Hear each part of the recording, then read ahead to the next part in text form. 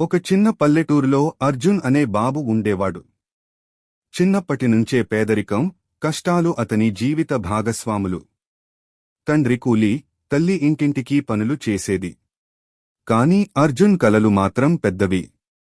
నాన్నా, నేను పెద్దవాడినయ్యాక మీకు ఇల్లు కడతాను అని తరచూ చెప్పేవాడు.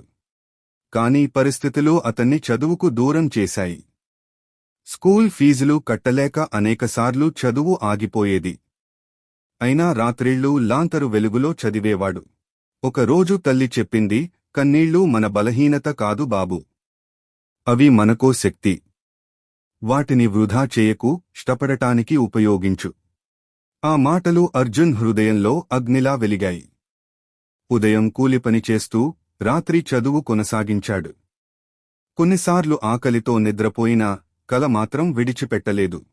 ఒకరోజు అర్జున్ నగరానికి వెళ్లాడు. అక్కడ ఒక ప్రొఫెసర్ అతనిని కలిశాడు. అతని కష్టపడి నేర్చుకునే తత్వం చూసి ఒక స్కాలర్షిప్ ఇచ్చాడు. అది అతని జీవితానికి మలుపు. ఆ అవకాశాన్ని వదలకుండా అర్జున్ రాత్రింబవళ్లూ కష్టపడి చదివాడు. కాలం గడిచింది. అతను ఒక పెద్ద ఉద్యోగం సంపాదించాడు. తండ్రి చేతులు, తల్లి కన్నీళ్లు చూసి తన మొదటి జీతంతో వారికో ఇల్లు కొనిపెట్టాడు. గ్రామమంతా అర్జున్ అదృష్టవంతుడు అన్నారు. కాని అర్జున్ ఒక్క మాట అన్నాడు, లక్ అనేది కష్టపడి తలుపు తట్టిన వారిని మాత్రమే కలుస్తుంది.